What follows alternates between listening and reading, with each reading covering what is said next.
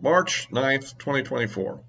Well, I'll get to the basic topic, the title, the idea of Biden was on drugs. But before I get to that, I do want to address a few other things about Thursday night's State of the Union address, or his somewhat off the wall campaign speech. Um, One thing I would point out is it's really was full of lies. I mean, my goodness, this guy is the biggest liar and deceiver I've seen in a long time. And so let's go to a few things. One thing that hit me real, because I'm interested in economic stuff and so forth, is this whole thing that there's these 1,000 billionaires that are really not paying their fair amount of tax, not paying tax, and we got to do something about that. And that is completely crazy. I mean, and I want to address a few things about that. First of all, I mean, the tax rate on anybody in that economic rate, if they're actually making money, remember that you have to remember that one criteria is, are you actually making money, and how you define that? Well, and so, but any interest incomes they get at that rate, that would be of that amount, where you're making, millions of dollars, obviously, at a minimum, uh, or more.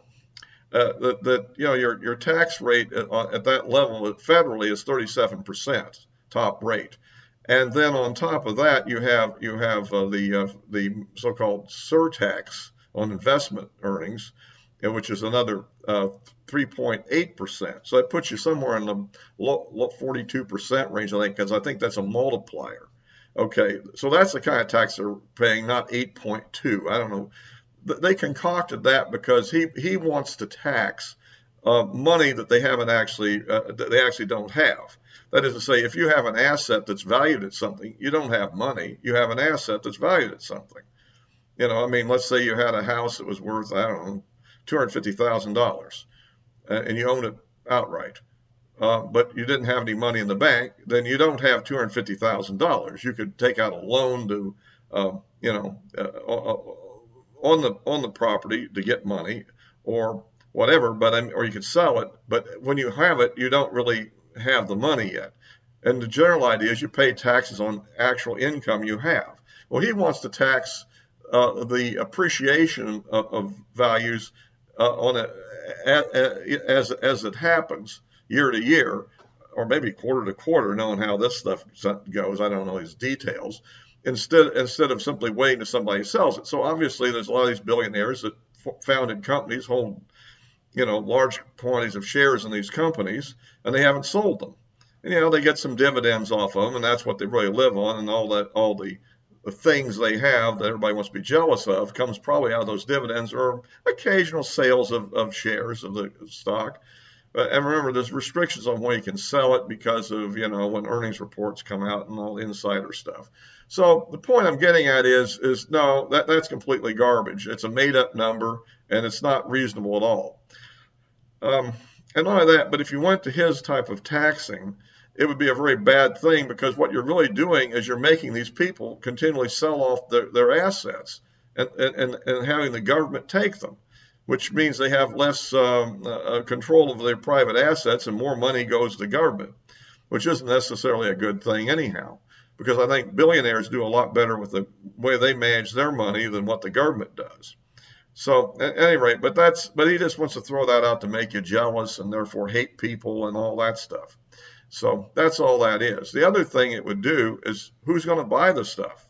I mean, if you have an Elon Musk or a Bezos or somebody like that, and they have to sell their stock every year in large quantities of it to pay this exorbitant tax, then the question is, and of course, by the way, I understand also that I was just talking about interest type income.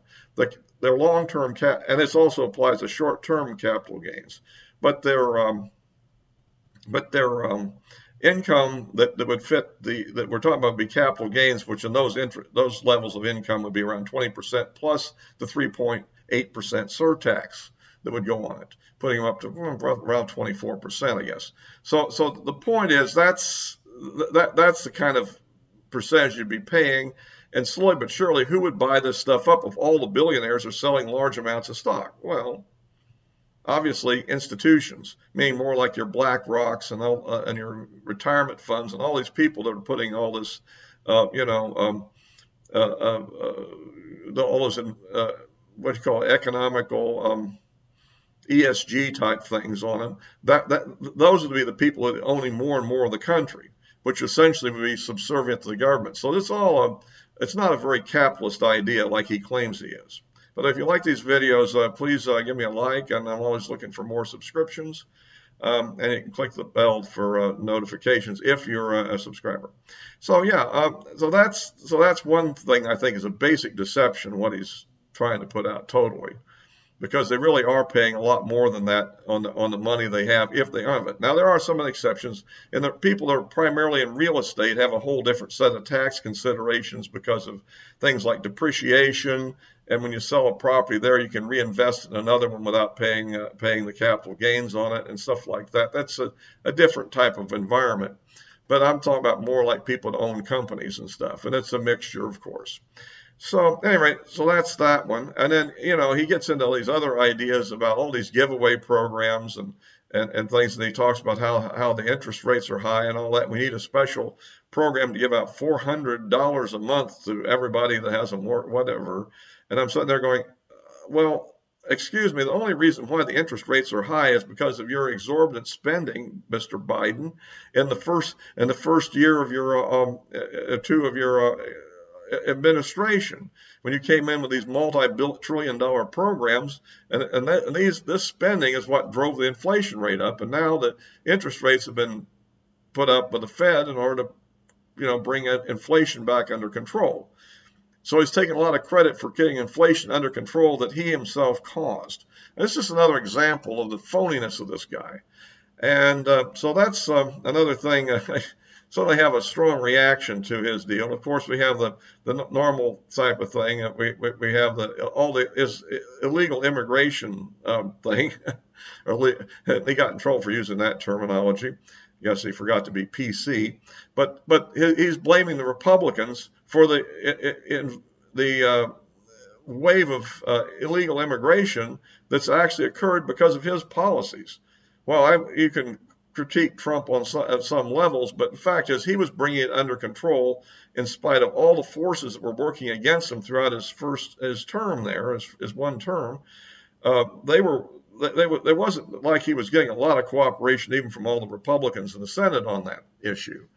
But he finally found a way to get the funding and was building the wall. Yes, it was only partly started, but by the time he got there, but it was coming along. It would take a while to finish, but he was doing it, and he had the Remain in Mexico policy and so forth. And Biden, of course, immediately gets rid of that. Now they come up with a garbage bill, which I've discussed in previous videos, which would let 500,000 in. Excuse me. No, excuse me. Be 2 million in per year would be allowed in under that process. That'd be 5,000 a day if it's over a week average, or up to 8,500 in a single day. I mean, this is crazy. And this is what turning this down is what he's blaming the Republicans for. When in fact, like it's been said often, he could control it by imposing the kind of restrictions that Trump did. But anyhow, but I don't want to belabor that. But that's another one of his lies. And so, but anyhow, but I want to get the kind of the title of this video, and I've been leading you on here a little bit, but I've been posting on X the idea that, I've noticed there's a big difference between Joe Biden day to day. And some of even Fox, for instance, is putting these on. It seems like they don't want to just flat out say what I've been saying. And I think, and remember his big tirade speech against MAGA some time back, it was another example of this. And he gets into these kind of furious things.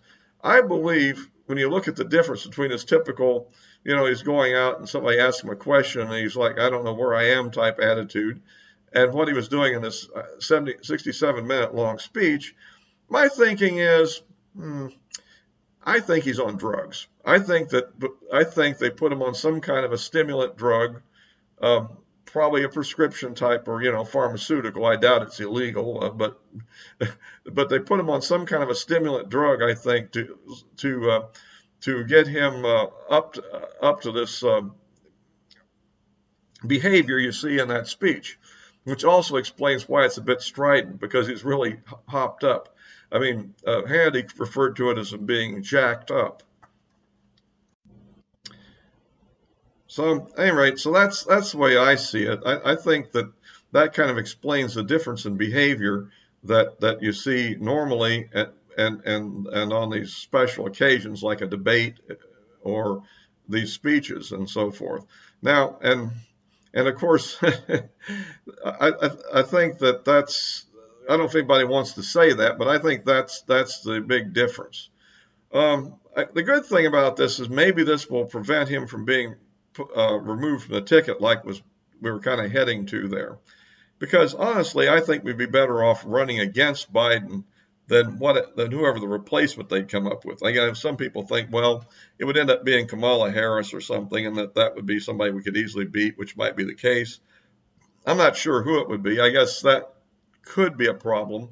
But at any rate, if he has to come off the ticket, it'd be better it happens after the convention than before it. Because remember, um, you know, 25th of March, Trump is going to have to face a trial in New York on some really um, fake charges that they put together. But I don't think anything is necessarily going to stop this trial. We'll see if something does. But that is, and that's going to be something we're going to have to deal with also. How do we handle these events? Can we actually get an appeal that would overturn any conviction before the election, for instance, particularly on the New York thing? And then we have all the other trials. But I've dealt with that before. But to me, at any rate, when it comes to Biden, I would rather leave him on the ticket and run against him than some of the people they might come up out with otherwise, because they could try to pretend they wouldn't have done everything Biden has done that was bad, perhaps. And then, of course, if they were to get elected, they go ahead and do the same or worse. But at any rate, so that's I'll be wrapping this up for now. And I will, of course, post this both on YouTube and on Rumble, as always, and at the addresses of my social media accounts are in the description below. And that's all for this time.